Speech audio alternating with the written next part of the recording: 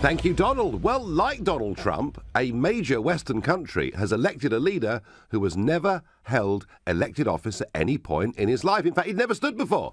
Emmanuel Macron, who, after a very successful education, made a lot of money with Rothschilds in the banking sector, was appointed briefly as finance minister in Hollande's socialist government, but a year ago set up his own brand new political movement, I think as much as anything else because the Socialist Party in France had collapsed. And yesterday he got 66% of the vote and Marine Le Pen got about 34% of the vote. So it was a big win for Macron, a 2-1 win. Not a particular surprise. I think some people thought Le Pen might get a few pips higher than that. We might examine why that wasn't the case. But what I thought was astonishing, indeed audacious, was that his first act, having been elected as the new president, the 8th president of the Fifth Republic of France, was as he walked up to give his victory speech, this is the music that we heard. You have chosen audacity, and this audacity, we will pursue it, and every single day to come, we will carry on being audacious, because that is what French men and women are expecting, because after all, that is what Europe and the world are expecting from us. Vive la République! Vive la France! Well, it certainly was audacious, very audacious, when you've just been elected the president of your country to walk up and give your speech to the anthem of a different country. Now, we knew that Macron was pro-European Union. We knew that he was a globalist. I would wager there'll be a lot of people in France really, really shocked that he chose that piece of music before he gave his opening address as the president-elect. I must say, I was very, very surprised indeed. But whilst he is pro-EU, he is, as we've seen with pro-EU leaders in Britain, making an argument for reform. This is Macron last night. I'm a pro-European. I defended constantly during this election the European idea and European policies and so on, because I do believe it's extremely important for French people and for the place of our country in globalization. The question is that you have almost half of this country angry with the European idea and with a lack of satisfaction vis-à-vis what we decided 10 years ago and during the recent years. So we have to reform this Europe. We need a new European Union in situation to protect our people and to regulate our globalization. Well, there's Macron. He's talking about change. Not so much change in France's relationship with the European Union, but fundamental change within the European Union itself. We will look at that. We will examine that. But given the scale of his victory, does President Emmanuel Macron mean that the future of the European Union is now secure? And if you think, yes, absolutely, Macron is the EU saviour, then call us on 0345 60 60 973. If you think actually the whole thing's completely unreformable and there's very little one man can do, then of course you can text at 84850. If you think actually the whole thing's doomed anyway, it doesn't make any difference, then using the hashtag Farage and LBC, you can tweet as LBC. And don't forget, you can watch us live on LBC's Facebook page right now. And just to give some sort of reminder of what happened yesterday, Macron got just over 18 million votes. Le Pen got just over 11 million votes. 10 million people did not go out to vote, but astonishingly, 4 million people who went to vote either despoiled their paper by writing something very rude on the paper, or by tearing it up, or by leaving the paper blank and put it back in the box. 12% of people spoiled their papers. Now that is astonishing. I suspect some of them were hard leftists who see Macron as a big banker and couldn't possibly bring themselves to vote for him or Le Pen. And indeed, many of them have been out protesting, or some might say rioting, on the streets of Paris today.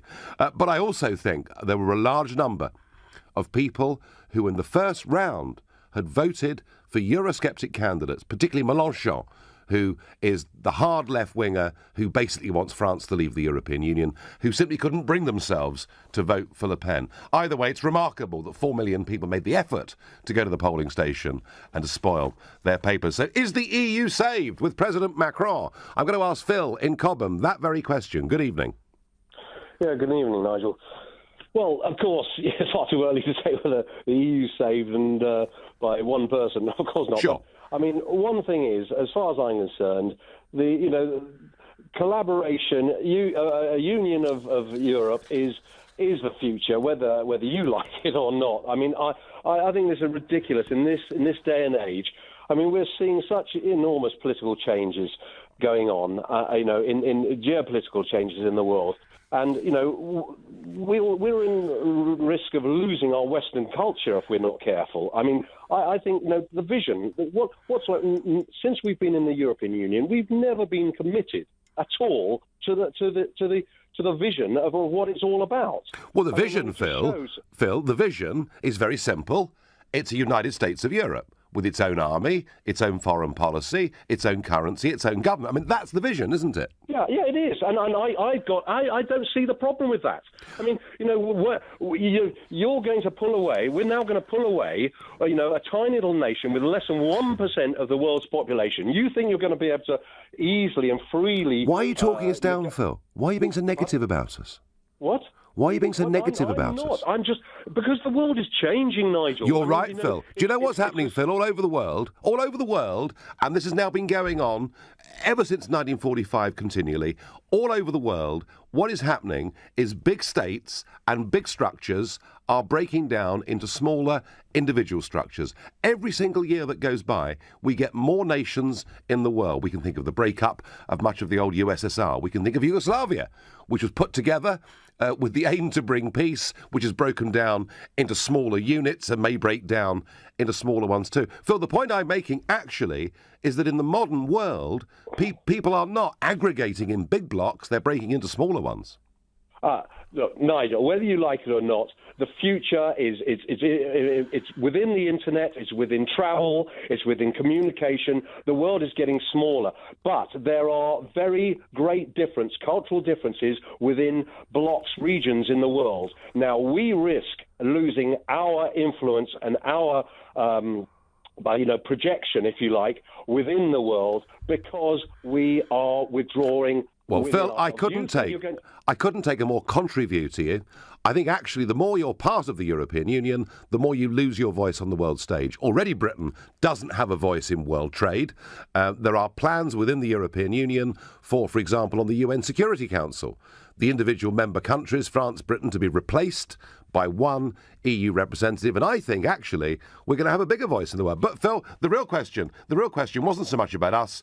It was about France. Phil, you've made your argument very well. I thank you. Phil thinks the EU is the future. I happen to say I don't particularly agree, but maybe you agree with Phil. If you do, let me know. What does Ranjit in Birmingham think? Will President Macron effectively kill off Euroscepticism in France and be good for the European project? Well, indirectly, he may be the savior of the Union, but I think the real person who's saved the Union has been the election of Donald Trump. Do you? Because I think because he's so fickle and he never sticks to what he says. You think he's sorry, Ranjit? You think the 45th president of the USA is thick? Yeah. No, fickle. Fickle. Sorry, I misheard you. Right, fickle. No. Okay, go on. Yeah. And so it's made the EU very insecure, whereas with a pro-free trade and a pro-NATO president, it made the EU feel secure, made me feel secure enough to vote to leave. And so with an anti-free trade president in the United States who complains about surpluses from Mexico, and guess who's got a bigger surplus than Mexico with the United States? Us. And so he's been telling his trade negotiators he actually told his trade negotiator at the G7 to remove a communique, a regular communique that the G7 had to free trade and the removal of tariffs. and at the behest of the Americans, they removed that communique. So now the EU feels unsafe. So it's going to pull together to try and defend itself against the Russians and all the other threats. We'll and it see. feels unsafe economically because it feels if they want to trade freely, then the United States is not a reliable partner in establishing free trade around the world. I think actually, Ranjit, there are different messages coming from the Trump regime on free trade. I mean, for example, the message loudly and clearly that Britain could be at the front of the queue, the message that Germany was benefiting from an undervalued euro, the message that China actually was the villain in this, and yet he appears to have formed quite a good relationship with the Chinese, particularly apropos North Korea. I think it's as yet unsure, Ranjit, despite Trump's instincts, exactly what he will do, but I get the perspective.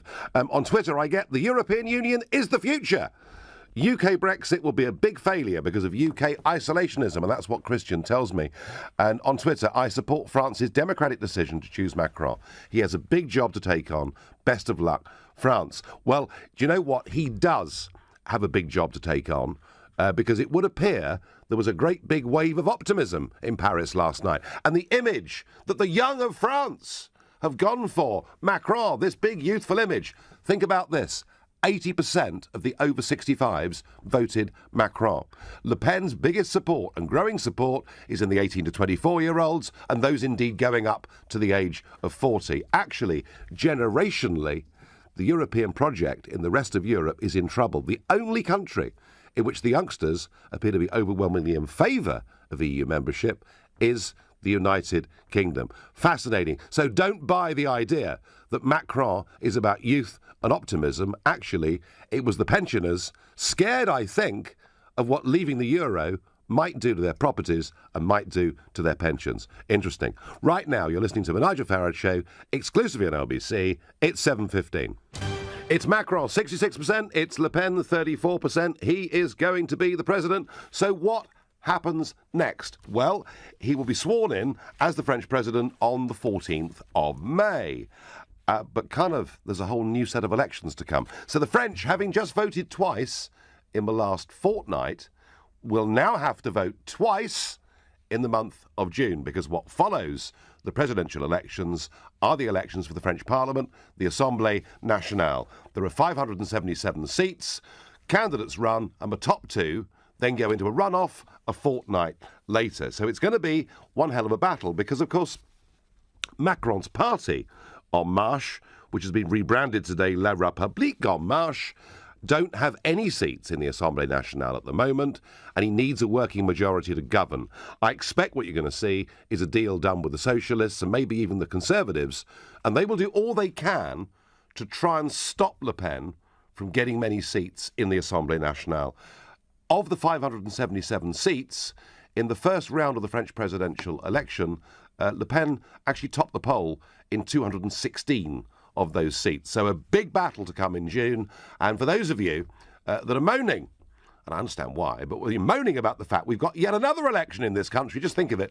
The French will have been asked to vote 4 times in the space of about 11 weeks. Interestingly, I talked about the voting and the number of spoiled papers. The actual turnout was indeed the lowest for 50 years in any French presidential runoff. So that's what happens next. And I wonder, I've talked a little bit about Macron, what happens next to Euroscepticism in France? Bear in mind that in the first round, 46.5% of voters voted Eurosceptic. They voted for Le Pen, they voted for Mélenchon, they voted for Nicolas Dupont-Aignan, and there was one other candidate who got a very small score but was clearly anti-EU.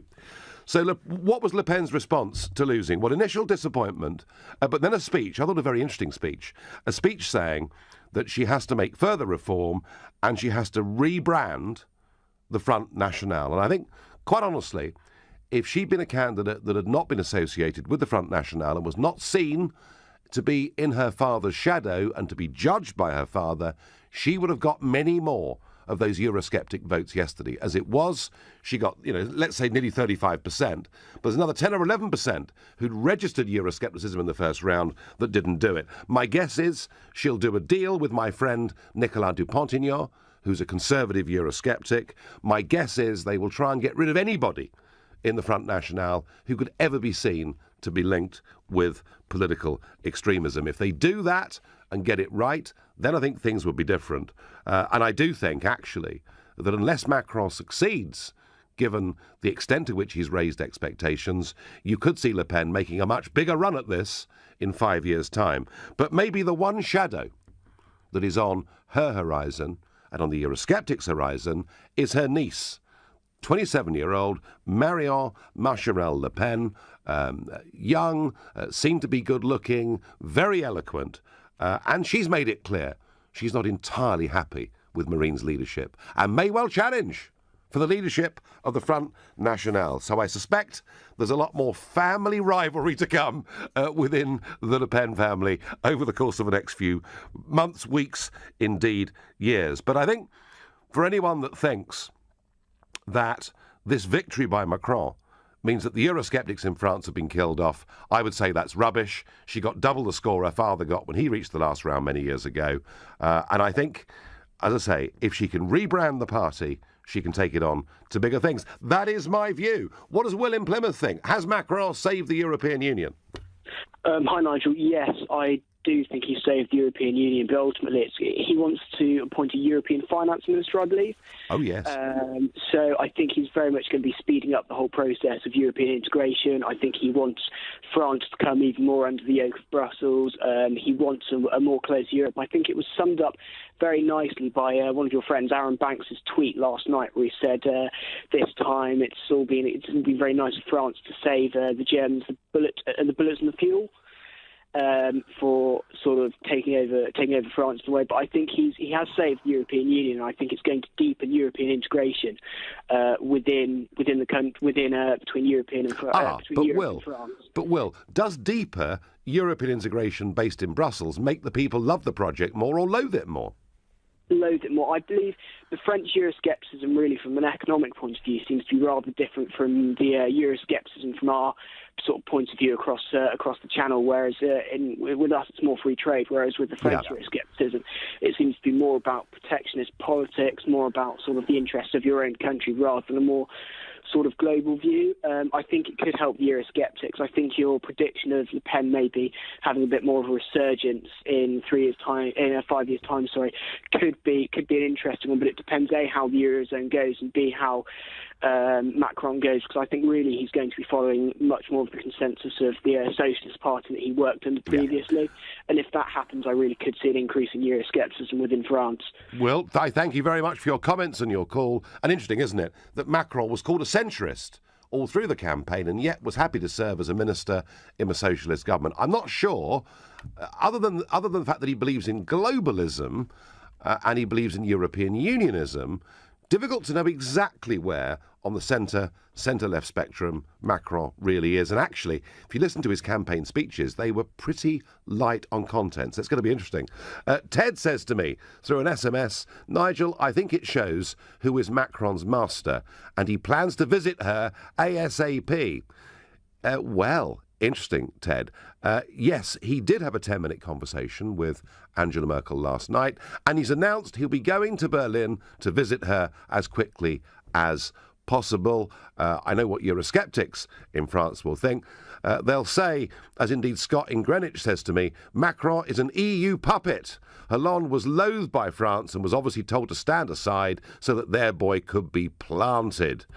All that it's done is postpone the collapse of the rotten EU construct. So some will see Macron as being the EU's puppet. Others will link him more directly, I think, to Angela Merkel. Either way, I suppose to be really objective about this, for the European Union to succeed, France and Germany do need to get along together. Steve in Milton Keynes, has Macron saved the European Union for all time?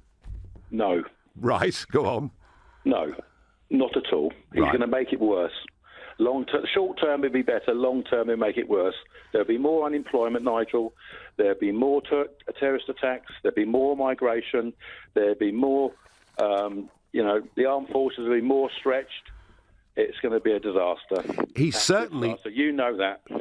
You know it. Well, Steve, I mean, I know that he's a great believer in the free movement of people.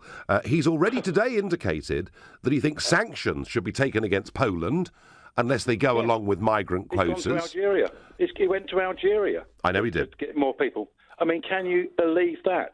Can you believe that? So, Steve, this man, that they have no idea. That man has got more skeletons in his closet than you have any idea about. We all know what we're talking about. It's all going to come out. Steve. I've heard this about lots of people, including myself. I mean, do you really believe that there are some serious skeletons in that closet? Well, listen, Nigel. He's a very good-looking man. Yes. Very articulate. Very clever. Yes. Very, very wealthy. Yes. How many of your friends that you know that half that wealth married their teacher 25 years older than them? Steve, it takes all sorts to make the world go round, you know. But listen, Steve, I thank you for your call. Andrew on Facebook says, funny how all the Le Pen voters aren't rioting and throwing their dummies out of the pram because it's unfair. They didn't get what they wanted. Well, that certainly, Andrew, is what's happening to the hard left on the streets of Paris today. And incidentally, what did Le Pen do after losing? Well, she phoned Macron to congratulate him. She then, and if you haven't seen it, have a look. In fact, we'll get some clips up on LBC's website. She then danced the night away in a disco. So that's, I guess, in a way, that's how you should lose, isn't it, really? Craig says on Facebook, I'm concerned about the appointment of Macron. Well, he's not been appointed, he's been elected. And the impact he'll have on Brexit negotiations. Well, Craig, you know, we did discuss this last week on this show. I said whether you love her or hate her, actually, Le Pen would have been better for Brexit negotiations than Macron, who's going to club together with Juncker and, as I see it, the bully boys in Brussels. Mind you, it's not just me that sees that. British Prime Minister now stands on the steps of Downing Street and has a go at the Brussels bully boys. Max in Guildford, what do you think that Monsieur Macron means for the EU? Everyone's congratulating the wrong guy. They should be congratulating Mrs Merkel and not Macron, because that's who's going to be running France. And in terms of the EU, it's doomed. We have to wait a little bit longer because, let's be honest, they've never, ever, ever let an anti-EU leader win the French elections. They pumped so much behind him. They said he was an outsider, but he's been working in the European Union for years. Anyone who calls him an outsider is bizarre. It's just bizarre. I think the EU will collapse, and I think the rise in the... Bear in mind, they haven't actually changed the party name, and they had a fascist leader, or alleged fascist leader, 7-8 years ago? Yep. She's done extremely well to bring them this further forward in such a short space of time, and I think actually she would be much better in 5 years. You may well be right, Max, and the one thing I think where she perhaps would be disappointed was the big debate, the big head-to-head debate, where I don't think she came out as well as she should have done, but she did utter one fantastic immortal line. And she said, whoever wins this election, it'll be a woman running France, either me or Angela Merkel. That was her perspective, and that is what a lot of the Eurosceptic cynics will say. Max, I thank you. You're listening to the Nigel Farage Show, exclusively on LBC. It's 7:30. Well, whilst the world's media is obsessed and filled with the French elections and this new 39-year-old president, Emmanuel Macron, of course there is still a general election going on in this country. And today, Theresa May confirmed that a Conservative government would maintain the target of reducing net migration to below 100,000 a year. Well, that promise was derided by Labour, who said she'd come nowhere near achieving this goal during her 6 years as Home Secretary when David Cameron was Prime Minister. UKIP sought to put pressure on the Tories over the issue by setting out its own one-in, one-out pledge to reduce net migration to zero. Party leader Paul Nuttall said young Britain should be encouraged to take seasonal jobs, including picking fruit and vegetables in student holidays, to reduce the demand for foreign labour. And Jeremy Corbyn set out plans today to scrap hospital car parking charges. The £162 million cost of that covered by an 8% hike in tax on private health schemes. Have to say, scrapping hospital parking charges was something I campaigned on when I led UKIP in 2015. So there we are, even Labour picking up one or two of those ideas. But back to our debate. Does Macron, being elected the President of France and being welcomed the way that he has around the European Union and indeed around the world by Obama and many others, does this actually save the European Union, or, after 5 years of him, will the French Eurosceptics come back even more strongly? I'm going to ask Patrick in Battersea that very question. Well, we don't know what will happen in 5 years' time with regard to how he does or doesn't do with various policies in France. What worries me deeply is that I'm hearing British people who claim to be Brexiteers and doing it for Britain, saying that they would rather a fascist won that election. That bothers me deeply. Who was the fascist candidate then, Patrick? The fascist candidate was Miss Le Pen. Was it? Can you? Well, let me just say this to you, Patrick. For 18 years, I have sat in the European Parliament. I've watched the French National Front, and I've made it absolutely clear at no point in time would we as UKIP do a deal with them, because I felt they held some pretty deeply unpleasant views.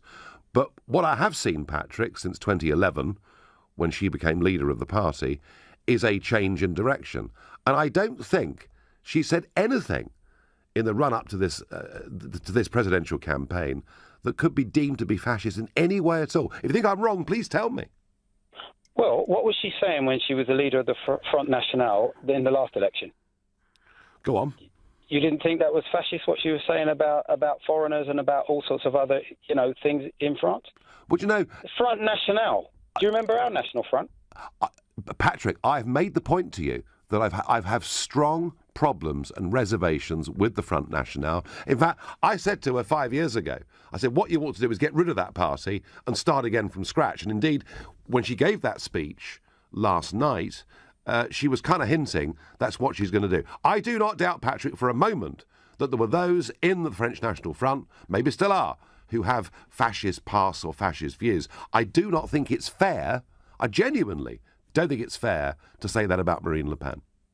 Well, I'm sorry. She was the leader of the National Front a few weeks ago. Suddenly, she's not the leader of the National Front, so she's not a fascist. Well, Patrick, okay, Nigel, whatever you reckon. Patrick, she has tried. She's expelled people for Holocaust denial. She has tried to turn it into a different party, has she not? I wouldn't doubt that, but they're still fascists. They're still extreme right-wingers. Right. Well, that's what they are. Well, and Patrick, I can't believe British people. Yeah. Would in the same calendar year talk about going to the cenotaph and doing what we do for fallen soldiers and supporting a fascist. That beggars belief to me. But you know what? Carry on, people. Do your thing. Patrick, I completely get your comments about elements within the French National Front that have been there for decades, but I don't buy it as far as Marine Le Pen is concerned. But if you feel like Patrick, please let me know. I'm going to ask Yuri in Brighton, is Macron going to save the European project and kill off Euroscepticism? Yuri, good evening. I think he's going to have a struggle on his hands, and I think the only way for him to even get close to kind of getting European Union back on track is to fight to reinforce a minimum wage to be equal all over European Union. So there is not such big disparities in opportunities for people all over. But Yuri, how do you have a minimum wage that works in Paris and works in Bucharest? Their economies are at such different levels. Yes, but we did it in UK. They did it in all over France. Yes, and you have a minimum wage that gives you a certain level, and obviously other places will vary a bit.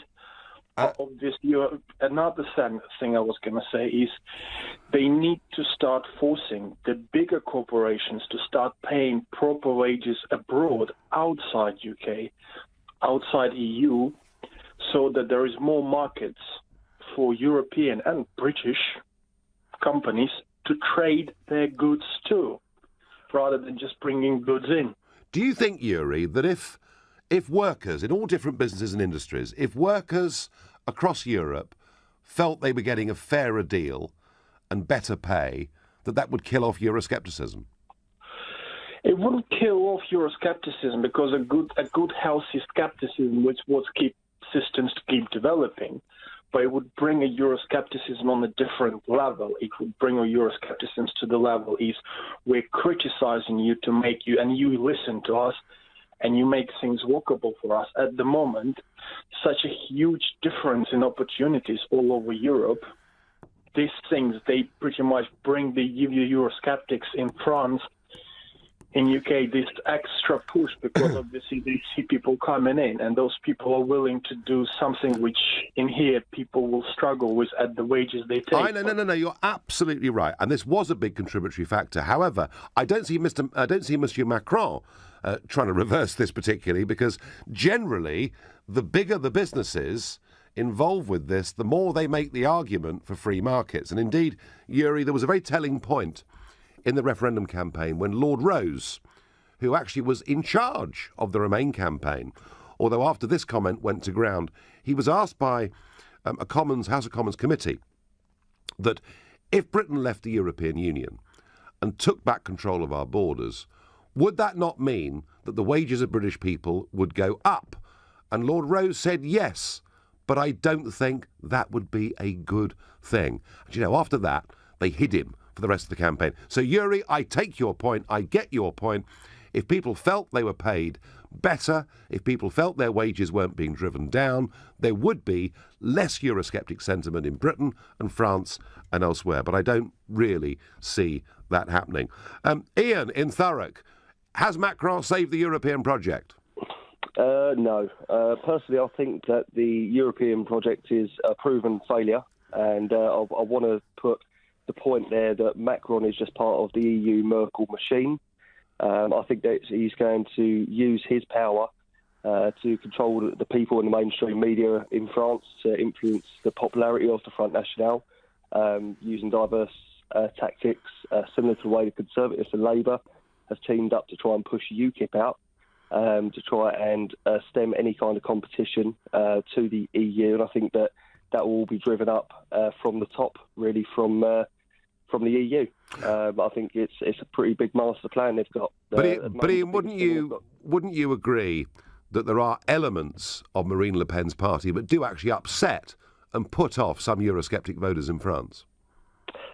Yes, because if you look at the difference between UKIP and then look at the difference between the National Front, there are vast differences. Whereas UKIP are seen as a party who talk about immigration, when the National Front talk about it, it comes out as racist. I think, Ian, the point is that I think she has made improvements in her party, but I think I'd be the first to say she's got a long way to go. Ian, I thank you. I'm going to go quickly to Ray in Stoke. Ray, Emmanuel Macron, new president of France, has he saved the European project? No, he's not going to make a bit of difference. No, not a bit. Why is that? Well, I've got absolutely no confidence in governments in most of the Western countries nowadays, Nigel, of running a cohesive society and creating jobs for people. They're just bringing people in on the cheap. To be honest, I think we're stoking up a lot of trouble for our kids. Yeah, I mean, is there an argument? Is there an argument, Ray, that now we've voted for Brexit, maybe we can put a stop to that problem? I don't think it's going to make any difference, Nigel, to be honest. I'm expecting civil unrest in the future. I'm hoping it's not in my lifetime, but I'm expecting it in my kids. And is that because is that because they can't get decent jobs and they can't get houses and things like that? Yeah, I mean, well, look, at the end of the day, we're bringing a lot of people in here. We're creating a lot of cheap jobs. They keep saying they're a benefit to the country. Yes, they might be when they're paying taxes and stuff, but with infrastructure, blah, blah, blah, schools, hospital, but they're just not running anything, Nigel. Any of them, doesn't matter. Your mate Aunt Maggie sold everything off. Labour are incompetent, selling all that. The whole thing's a mess, and it's going to get worse. Ray, pessimistic of Stoke, I thank you for your call. Nyan says to me on Facebook, Macron will not be able to rule France in peace, and thus the problem will make Euroscepticism rise, not die. Well, certainly, it's been a tricky start on the streets of Paris today. And on text I get, Macron is deluded. The bureaucrats of the EU are not ready to give up power. And that's what Philip in Whiteleaf says. And Philip, I'm going to address that very point in one moment. But right now, you're listening to The Nigel Farage Show, exclusive in LBC. It's 7:45. In some ways, just in some ways, that election yesterday in France was a little bit of a referendum, wasn't it? Because it's perfectly clear that Marine Le Pen wants France to leave the EU and Emmanuel Macron believes in the European project. But crucially, what Macron was saying, and saying it more, Le Pen was saying, I'll renegotiate, but if I don't get it, we'll vote to leave. And everyone knew her renegotiation would not be taken very seriously. But what Macron was saying is we can reform the European Union. And indeed, he said that we need to reform in depth the European Union and our European project. To allow the EU to continue as it is would be a betrayal. So he gets elected saying he's going to reform the European Union. And I guess a large number of French people think, well, that's terrific. It means we're going to have a different relationship. I tell you what, under President Macron, quite right too, you are going to have a different relationship with the European Union. It started with Ode to Joy, beautiful piece of music though it may be, being played as he walked up to give his victory speech. What he's going to be campaigning for is he wants a separate budget for the Eurozone. He wants a Eurozone minister. He wants the Eurozone to have its own parliament. He wants to transfer power from France to Brussels and the EU institutions, and that is the way he uses the word reform. Is it any wonder when Juncker says he's really happy that the French have chosen a European future? Together we will be stronger. Mrs. Merkel has said she praised him for championing a united European Union. And Commissioner Pierre Moscovici says he now has a mandate, and this mandate is to propose to our European partners a deeper integration and a deepening of the Eurozone. Well, there you are.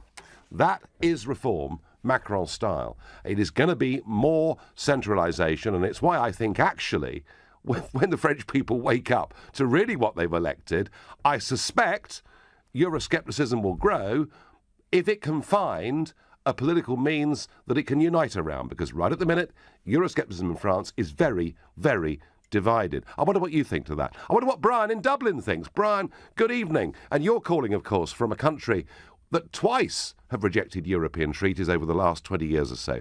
Brian, good evening. Good evening, Nigel Farage. How are you keeping? I'm keeping very well, thank you. So, has he saved the project, Brian? No. I think it was done and dusted when the UK up sticks and left. I don't. It's a ticking time bomb. It's on. It's an endangered species. It's not a matter of if, it's a matter of when. Yes. And I mean, would you welcome that, or would you see it as a disaster if the whole thing broke up? To be honest with you, I'm a big firm believer in democracy. Right? Yes. Now, I voted no the first time for the Lisbon Treaty all those years ago. Yep. And I voted no the second time, which was a joke. We should never have had a second referendum. And yeah, I know I'm getting off point, but yeah, when I realise who basically are governing us as in Ireland and who were governing United Kingdom, because when you look at it, the bigger picture, you're not really making your laws, and most of your current decisions are decided in Brussels. No, because Brian, what you're doing is you're pooling sovereignty to make decisions at a higher and better level. That's at least the argument. I don't buy it. And I have to respect. I don't always agree with what you say, but you went out 20 plus years. You did it. You got England out, out of Europe for better or for worse. So congratulations on that. Well, that's kind of you. And if there was a political party in Ireland advocating withdrawal, would they get many votes in your opinion? Oh, it's a tough question. I say they would, but I don't know if the Leave or something such as a big change, they would get as many as is needed to make that big change. You know what I'm saying? So, well, certainly. I mean, certainly there is Eurosceptic opinion, Brian, in Ireland, and there's been rejection not just of the Lisbon Treaty but of the Nice Treaty before that. But you sound like a pretty hardened Eurosceptic, the type of which I think, Brian, you're on the increase right across the European Union. I thank you very much for your call, Peter in Wimbledon. Where does the European Union go from here with President Macron? From strength to strength, Nigel. And does it? I understand you're absolutely desperate for people like Le Pen and others right-wing fascists to get to power and destroy European Union. No, I'm not, Peter. No. Hang on. You are. No, I'm not. You're banking it heavily. You and Mr. Trump and others. When Brexit is going to go pear-shaped. We know you're going to be okay. Your friends, Goldman Sachs bankers and white supremacists in America, is going to look after you. Come on, Nigel. please, yeah, please. I mean, Bannon is your good friend. Any other charges you want to throw into this telephone conversation? No, but what, Nigel, answer one thing. Is I know no matter how much light we shine on you guys, you still kind of find a way to get out of it. You said it yourself. You're not gonna stand for British Parliament just to solely concentrate on getting good deal for Britain in EU Parliament. Did you know that UKIP party in yourself had the worst record of voting? Yeah, when the voting happened in European Parliament. Yeah. You're the worst representative, of all the parties. Actually, Peter, Britain, but in all over Europe, yeah? Actually, Peter, some of our MEPs have amongst the highest attendance records of any members of the European Parliament. And if you compare my voting record to the voting record of other comparable party political leaders, it's much higher than theirs is. But this is all irrelevant, Peter. This is irrelevant. I mean, you clearly believe strongly in the European project. Can you not see that opposition to this project is growing not just on the right of politics, but on the centre and the left too? Well, it's not. It's only people like you and those who believe your lies and your brainwashing. They're going to fall. My brainwashing? People like myself, I know the truth. I know what's best for this country. This country's been prosperous for so many years and decades. You're one member of the Union, of the European Union. And with you saying to us, you're going to go to the European Union to negotiate better deal for United Kingdom. Don't you realise that European Union, you're going to be like antagonising them? No one's going to have any deal. No, listen, Peter, I've often been accused, Nigel, you mustn't be nasty to these people. You mustn't expose their faults and flaws, because if you do that, they'll be beastly to us. Well, now I've got serious competition on that score because a British Prime Minister is doing the same thing. Peter, I thank you for your call and all the incredibly charming, lovely things you said about me. It's wonderful. Michael in Muswell Hill, what does Macron mean for the future of Europe?